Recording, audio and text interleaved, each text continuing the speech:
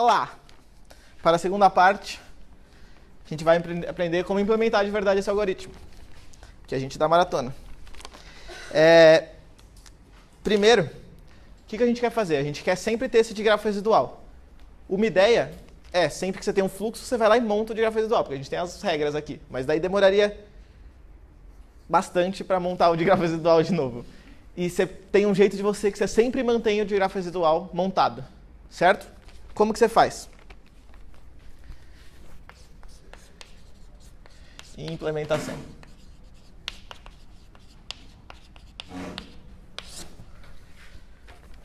Para cada aresta, a gente vai sempre ter os dois lados da aresta. Porque no digrafo residual pode ser que a gente precise de outro lado, né? Então a gente vai sempre manter os dois lados e pronto, mesmo que a aresta só tiver um lado. Então, por exemplo, e como a gente vai fazer isso? A gente vai agora guardar que de um lado a capacidade é a capacidade que ele te passou, e do outro lado a capacidade é 0. Certo? Então, por exemplo, se ele falou para você adicionar uma aresta aqui com capacidade 3, você adiciona essa com 3 e essa com 0. Certo? Também já dá para você adicionar, tem alguns lugares que o fluxo o grafo não é de grafo, ele é não direcionado. Então daí você pode adicionar os dois lados com 3. Certo? Porque daí pode passar nos dois lados. Mas a gente está falando no caso mais geral, daí você coloca 0 aqui. Certo? Então você sempre vai guardar os dois lados da aresta. E a gente vai considerar que se está passando 5 de fluxo de um lado para o outro, de A para B, então de B para A está passando menos 5 de fluxo. Certo? Então, por exemplo, se aqui estiver passando 1, a gente coloca menos 1 aqui. O que fica muito estranho, eu falei que o fluxo tinha que ser positivo, né? Mas nesse caso é só para o código funcionar. Porque se tem menos 1, o que isso realmente quer dizer não é que está passando menos 1, é que do outro lado está passando 1. Certo? Então, na teoria, isso não existe, mas existe. Então, o que a gente está considerando? A gente está considerando que f de B para A é igual a menos f de A para B. Certo? Então, se a gente quer aumentar o fluxo para uma aresta, que é o que a gente geralmente quer quando faz aquele esquema aumentador, por exemplo, se a gente quer aumentar 10 de fluxo nessa aresta, a gente faz, na aresta AB, a gente faz f de AB mais igual a 10 e f de BA menos igual a 10. A gente sempre deixa atualizado esses dois valores. Certo? Por que isso vai dar certo? Porque a gente vai conseguir montar o digrafo residual de um jeito bonito se tiver esses negativos aqui. A gente pode falar que o digrafo residual sempre tem todas as arestas, só que tem algumas arestas que têm custo 0. Nessas arestas a gente finge que elas não estão lá. Certo? Porque se tem 0, quer dizer que você não consegue passar mais fluxo por ali. Então a gente só não anda por elas na DFS que a gente vai fazer. Então a gente sempre faz que a aresta AB, no digrafo residual, o custo dela é C de AB menos F de AB. Onde C de AB é a capacidade no grafo original e F de AB é o fluxo que está passando no grafo original. Por que isso funciona? Se a aresta for direta, então o C de AB é o valor que a gente colocou e o F de AB é o fluxo que realmente está passando. Os valores são reais, então isso aqui dá certo, pelaquela definição lá que a gente tinha feito. Agora, se a aresta for ao contrário, o que vai acontecer? Você vai ainda pegar... se essa aresta, na verdade, for uma aresta reversa, você ainda vai pegar C de AB menos F de AB. Mas lembra que quando a gente adicionar a aresta ao contrário, aqui é 0, né? Então o C de AB vai ser 0. Certo? E o F de AB vai ser menos o FBA, que é a aresta de verdade. Então você vai pegar menos F de BA. Então isso aqui vai ficar F de BA. O que é a coisa certa, certo? Porque se você tem uma aresta de B para A, passando F de BA fluxo de C de BA, você quer que tenha uma, no digrafo residual, você quer que tenha uma oposta passando F de BA aqui. Certo? Isso aqui vai dar certo, porque o menos vai cancelar e o C de AB é 0. Por isso que a gente usa o menos, porque ele funciona bonitinho. E daí, com o menos, a gente pode sempre pensar como se fosse fluxo normal, como se essa aresta fosse direta, mesmo o fluxo estando lá negativo. Beleza? O interessante de usar esse menos assim é que a gente sempre vai estar naquele caminho no digrafo residual, a gente sempre vai passar o fluxo no caminho certo. Por quê? A gente passar no caminho certo e tirar do caminho oposto, se a aresta era ao contrário, então isso quer dizer reduzir o fluxo da aresta. Não sei se ficou muito claro, mas vocês vão ver no código. E quando eu for falar. Beleza. Então, fluxo negativo é um fluxo que pode ser devolvido. Certo? Por exemplo, aqui se está passando -1, quer dizer que eu posso devolver. Nessa direção. Ok. Então, a gente vai usar uma DFS para encontrar um caminho nesse digrafo residual. E daí a gente vai aumentar o bagulho por essa DFS. Qual que é a dificuldade? A gente precisa, quando a gente vai aumentar na aresta B, a gente precisa diminuir na aresta BA. Então, quando a gente está olhando uma aresta, a gente tem que saber rapidamente qual que é a aresta reversa dela. Certo? Como a gente faz isso? A gente dá um truquezinho aí, que é... Eu vou usar aqui o código em C, só para ficar mais claro. Eu vou fazer uma struct para cada aresta, que vai ter para qual vértice ela vai, qual o fluxo que está passando nela e qual a capacidade que está passando nela. Certo? Então esse vai ser o vetor edges, de tamanho pra caramba. Beleza. E você vai ter E cada vértice vai ter uma lista de adjacência que vai ser um vector, certo? Só que em vez de aqui, no vector, eu guardar já o edge, eu não vou guardar o edge, eu vou guardar o inteiro que mostra a posição no edge. Por quê? Porque daí, sabendo a posição, eu consigo a posição da reversa. Então ainda vai ser um vector de int. A adjacência tem n caras. Beleza? Então aqui, em geral, quando é só um digrafo e não tem mais nenhuma informação, a gente guarda o cara que ele aponta direto. Aqui a gente vai guardar o índice da aresta. E daí na aresta.to tem o cara que ele aponta, na aresta.f tem o fluxo e na aresta.c tem a capacidade. Certo. Então, como a gente vai fazer o código de adicionar uma aresta? Só para dar uma ideia, que vai ser desse jeito aqui que a gente tinha falado. Adiciona 0 do outro lado. A gente vai ter uma variável cur, que vai ser o número de arestas que a gente já adicionou. E aí a gente vai ter função addAresta, que vai receber do A para o B. Eu estou tentando mudar meu A, então eu vou ficar apagando ele de vez em quando. Com capacidade CP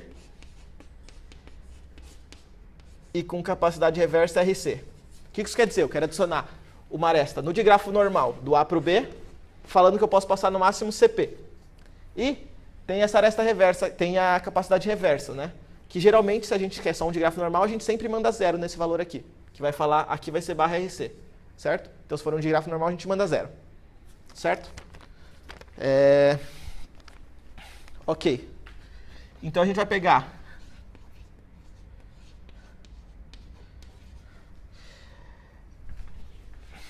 edges de cur pronto to igual a B. Essa nova aresta vai apontar para B. Em vez de ficar escrevendo edges de cur toda hora, eu vou escrever E. Então, você dá um replace aí por edges de cur.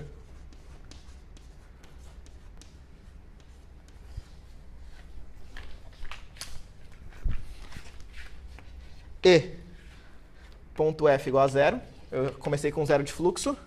E a capacidade é CP. Certo? Então eu deixei tudo certinho nesse edges de cur. Agora é só adicionar ele na adjacência.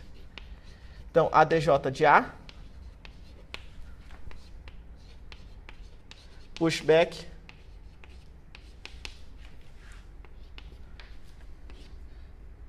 Cur mais mais. Certo? Então adicionei esse índice e pulei um índice, quer dizer que eu já adicionei dessa aresta. Agora eu adiciono a aresta reversa. Ou seja, E.to. Agora eu adiciono a aresta que vai para o A e sai do B. O fluxo é 0. E a capacidade é RC, que geralmente é 0. Vai ficar meio baixo isso aqui, mas o código é igual, então tanto faz. Pushback, cur mais mais. Certo? Então eu só criei as duas arestas e adicionei. O que acontece? Eu estou sempre adicionando as arestas em parzinhos, certo? Então se eu adicionar a aresta AB, depois adicionar essa aresta CD, depois adicionar a aresta EF, o que vai acontecer? Eu vou adicionar uma aresta AB com índice 0, depois eu vou adicionar uma aresta BA com índice 1, depois CD com índice 2, DC com índice 3. Só adicionei essas duas. Certo? O que é importante? É que as arestas diretas sempre vão ter os índices pares, porque eu estou adicionando de duas em duas. E as arestas reversas vão sempre ter os índices ímpares. Então, se eu estou em uma aresta, eu nem preciso saber se ela é... Não, vamos pensar. Se eu estou numa aresta direta, ela é o par. E a aresta reversa dela vai ser ela mais 1. Se eu estou numa aresta reversa, ela é o ímpar, e a aresta direta dela vai ser ela menos 1. Mas, o que isso significa? Isso só significa que eu estou trocando a paridade. Então, você pode fazer esse ifzinho aí para trocar de aresta fácil, mas um jeito mais fácil ainda é se você está na aresta E, a aresta ao contrário dela vai ser a aresta E shor 1. O que esse shor faz? Shor, bitwise, como vocês sabem, ele é se os dois são diferentes. Então, se tiver 1, ele muda, se tiver um 0, ele deixa como estava. Então, o 1 é 0,00001, então ele vai deixar tudo igual e vai só mudar a paridade, que é mudar o último bit, se ele é par ou se ele é ímpar. Então, isso aqui funciona. Você nem precisa saber se é direta ou reversa. Porque E shor 1 vai ser o contrário dela, o que quer que isso seja. Beleza? Se você tiver com medo disso aqui, tudo bem, faz o seu ifzinho aí. Beleza. Então, esse é um truque que usa bastante em fluxo, em alguns outros lugares, quando você precisa desse negócio da aresta reversa de um jeito bem rápido. E por isso que a gente guardou os índices aqui, porque tendo o índice, você consegue o outro índice. Beleza. Agora a gente só tem que fazer uma DFS. Uma DFS não. Lembra, o algoritmo era, enquanto tem caminho, a gente vai aumentando. Eu estou usando DFS porque é o jeito mais fácil de codar. DFS é muito mais fácil do que todos os outros negócios de grafo. Se você fizer recursivo. Lembre-se que o algoritmo era, enquanto tiver um caminho, incrementa pelo caminho. Então eu vou fazer uma DFS que ela acha um caminho e incrementa, ou me diz que não tem mais caminhos, e eu vou ficar chamando ela, até acabar. Até ela falar que não tem mais caminhos. Certo? Então, como vai ficar o código? Eu vou usar um código agora assumindo que a DFS já está certa. Depois eu mostro o DFS. Então, eu vou começar o meu flow de 0, que é a resposta. E agora eu vou usar outro truque muito comum na maratona, que é o truque do tempo. Esse é o truque de pegar a reversa. E tem o truque do tempo, que é o quê? Em geral, numa DFS, você faz um vetor de visualização, certo? Que fala se você já passou para aquele vértice ou não. Porque você não quer passar por um vértice duas vezes, senão fica exponencial. Ou infinito, se tiver ciclo. Então, o que você quer fazer? Você queria, já que eu vou fazer várias DFS, eu tenho que ficar resetando esse vetor toda hora, né? Então, uma solução seria, depois de cada DFS, eu passo pelo vetor, mudo tudo para false. E depois, na DFS, eu seto como true. Um truque é usar essa variável tempo. O que isso vai dizer? Se sim, esse sim é meu vetor de visualização, que ele fala se ela já foi vista. Se sim de u menor do que tempo, quer dizer que ela não foi vista. Geralmente eu usava o quê? Se sim de u igual a false. Né? Agora eu estou usando sim de u menor do que tempo. Eu estou falando, esse tempo é o mínimo que tem que ser o meu sim de u para eu falar que ela está vista. O que eu faço? Eu começo o tempo de 1, e o vetor eu começo tudo de 0. Então, no começo todas estão não vistas, certo? Quando eu visito algumas, eu marco o sim de u igual a tempo. Então, vai algumas ficar com 1, outras vão continuar com 0. Quando eu faço tempo mais, eu incremento o tempo em 1. O que eu fiz? Eu mudei o tempo para 2 e todas elas estão ou 0 ou 1. Então, agora, sempre que eu secar isso aqui, vai estar falso. Então, é como se eu tivesse zerado o vetor inteiro com uma continha. Certo? Então, isso é um truque muito usado também, para você não precisar passar pelo vetor inteiro e resetar tudo, que deixa bem mais rápido. Que fluxo é uma coisa que às vezes você corta onde não precisa. Por quê? Na prática, na teoria o tempo dele é bem ruim, mas na prática é muito melhor do que na teoria. E alguns cortezinhos assim fazem bastante diferença. Claro que dá para fazer uns casos que ainda te ferram, mas é bem difícil. Então é muito bom nos seus fluxos você fazer esses cortes aqui. Em vez de ter que passar linearmente por todos os caras e zerar, você zera tudo de uma vez. Certo? Então esse é o truque do tempo, que também é muito útil.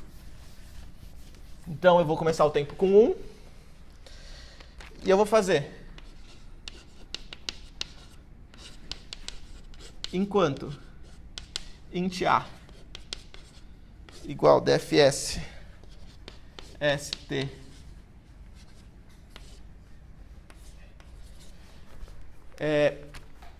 não sei se vocês sabiam, mas no for geralmente você faz for, int a igual alguma coisa, não sei o quê, mas isso dá para fazer no while também. E também dá para fazer no if. Em todas as condicionais dá para fazer. Então eu uso isso aqui.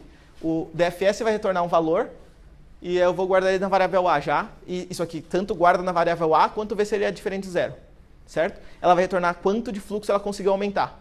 Então, se retornar 0, quer dizer que não dá mais para passar fluxo. O que essa DFS está recebendo? Ela recebe o vértice que você está inicialmente, o seu destino e quanto de fluxo você conseguiu passar até aqui. Lembre-se que o fluxo que você vai passar no final é o mínimo entre o fluxo passado por todas as arestas. Então, você vai, sempre que você passa por uma aresta, você tira o mínimo da aresta com isso aqui. Então, isso aqui, o infinito é só inicialmente, só para falar que não tem nada. Em geral, você coloca int max aqui, que é um valor maior do que todos os fluxos possíveis. Certo? Então, enquanto ele retornar uma coisa que não é 0, quer dizer que eu acabei de passar A de fluxo. Então, o que eu faço? É mó simples, essa parte. Flow mais igual a A. Passei mais A, tempo mais mais. Pronto. Esse é o algoritmo. Daí você retorna flow, quantidade de fluxo que você passou. Certo? Então, assumindo que a DFS está fazendo a coisa certa, é só você ir incrementando enquanto a DFS retorna alguma coisa. E daí você vai achar que a DFS é muito mais complicada, mas não, a DFS é simples também. Vamos lá, para a DFS. Alguma dúvida nesse código aqui? Você vê que isso é exatamente o que estava escrito naquele lá, né? Enquanto tiver caminho aumentador, aumente o fluxo. Quer dizer, esse aqui já está aumentando o fluxo, né? Aqui eu só estou, teoricamente, aumentando o fluxo. Beleza.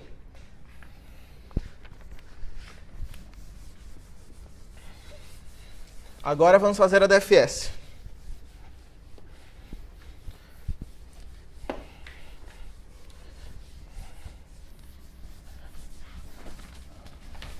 A DFS é razoavelmente parecida com uma DFS normal, em que você, como a gente falou, você recebe o vértice que você está. Ó, você vai retornar um int, que é quanto de fluxo você conseguiu passar. Vamos colocar mais em cima, porque eu acho que vai ficar um pouco... Eu escrevo muito grande. Você vai receber S, não é necessariamente o S do problema, é o vértice que você está agora.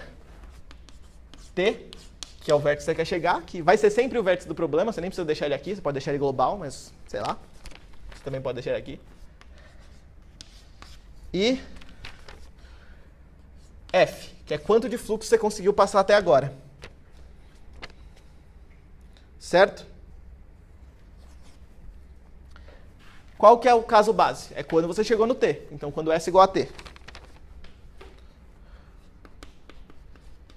If S igual a T, quer dizer o quê? Quer dizer que eu consegui passar F de fluxo.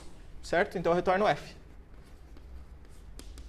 Note que eu quero que esse código também atualize já os .fs das arestas, certo? Para já ter passado o fluxo e o de grafo residual está arrumado.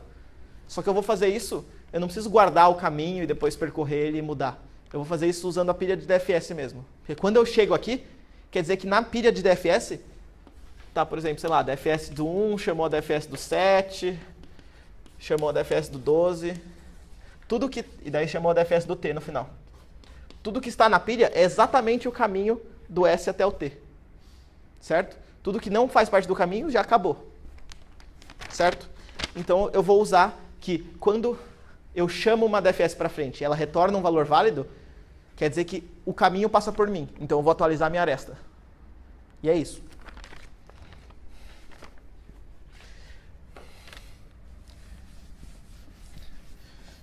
Então, tem que marcar o vetor de visualização.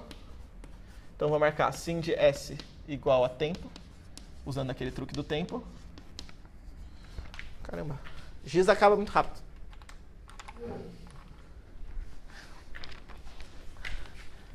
Agora, para toda aresta, sai da minha lista de adjacência. Ah, não é U, é S. É S. Isso aqui eu estou usando a notação do C++11, né, de iterar pelo vector, mas é só que você podia fazer int igual a 0 até adjunto de S, adjacência de S.size e depois pegar o E igual àquele elemento. Certo? Eu só estou iterando por todos os elementos. Nem preciso disso. Então, o que eu quero fazer? É uma DFS. Eu posso ir para o cara quando? quando ele não foi visualizado ainda, e eu ia achar, não, tem uma aresta, mas não, pode ser que essa aresta tenha um custo zero. Também eu não quero ver se ela tem um custo zero, certo? Então, se ele não foi visto ainda, ou seja, se sim, edges e ponto to. Então, se o cara que eu fui não foi visto ainda, menor do que tempo, e ainda eu posso passar fluxo por ele. Lembra que a nossa formulinha era só você pegar o custo de grafo residual, era só você pegar o C menos o F. Não importa se é reverso ou se é direto. Sempre funciona. Então,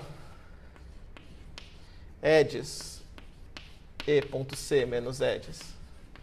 Geralmente você não usa nomes tão grandes assim também. Ponto F maior que zero. Ou seja, não é zero. Isso é sempre maior ou igual que zero. Então, se é isso, eu vou chamar da fs, certo? E daí eu quero chamar da fs e ver se ela retornou alguma coisa maior que zero. Se ela retornou alguma coisa maior ou igual que zero, quer dizer que eu achei um caminho. Se não, quer dizer que eu não achei um caminho nessa direção e eu sigo em frente, continuo chamando. Então, como eu tinha falado, você pode usar esses ints em qualquer uma dessas estruturas. Então, eu vou usar o int no if. If int a igual dfs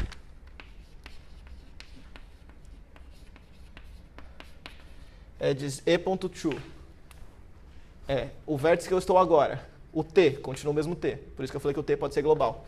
E o fluxo, quanto vai ser o fluxo? Vai ser, lembra que é o mínimo no caminho, então eu vou pegar o mínimo entre o que eu recebi já e essa aresta aqui, porque essa aresta pode ser o limitante.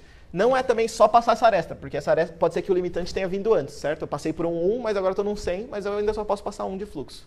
Então eu pego o mínimo, min entre f e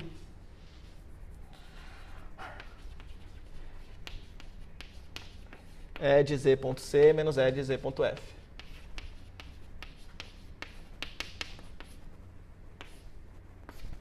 Certo? Esse aqui vai ver se isso aqui retornou zero ou não.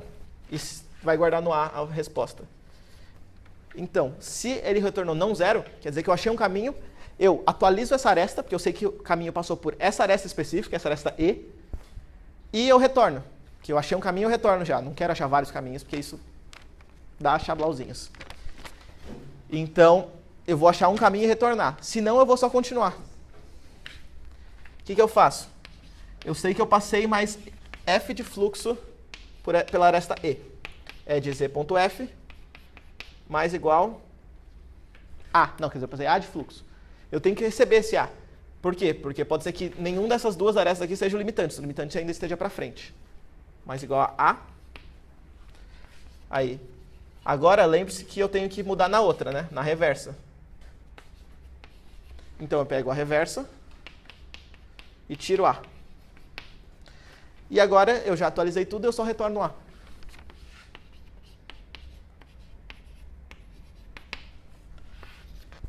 Tchanã. Então, se eu conseguir passar fluxo, eu atualizo a ida, atualizo a reversa e retorno A. Que daí quem me chamou também vai atualizar o deles. A última coisa que falta é, se eu nunca conseguir passar fluxo, eu retorno zero. Então, aqui fora de todos esses fors aqui,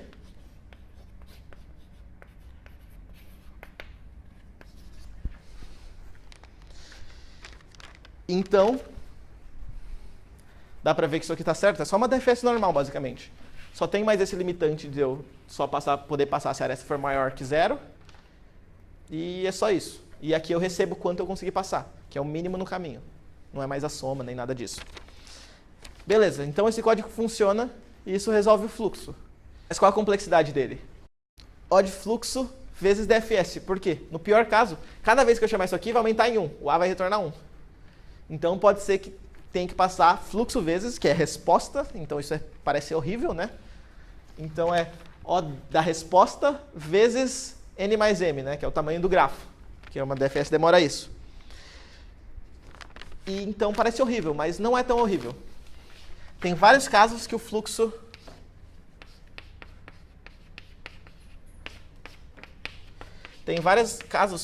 não é grande. Por exemplo, não vou mostrar agora, mas depois alguém vai mostrar. que é como, por exemplo, modelar emparelhamento máximo com fluxo. Nesse caso, não importa qual algoritmo você faz, porque você vai passar no máximo n de fluxo. Então a complexidade fica n ao quadrado. Quer dizer, tem um que é um pouco melhor, mas esse é o bastante. E tem vários problemas que o fluxo é pequeno. Porque tem vários problemas. Poucos é um fluxo de verdade, que tipo, pode ser 10 a 9, não sei o quê. Geralmente é alguma coisa, é um objeto que você consegue contar, entendeu? Quantos carinhas fazem isso? Cada fluxo tem um significado, quantos carros, e geralmente são poucos carros. Então, O de fluxo é tudo bem. Em vários problemas. Na lista, eu vou colocar vários problemas que dá para passar só com isso aqui mesmo, porque isso já é muito bom já. Tem uma melhora que é tipo, bem simples também, que já melhora bastante o tempo também, que eu vou mostrar na outra aula. E daí tem um jeito um pouquinho mais complicado, que daí melhora mais ainda. Mas isso aqui já é o bastante para muita coisa. É isso, então. Too late.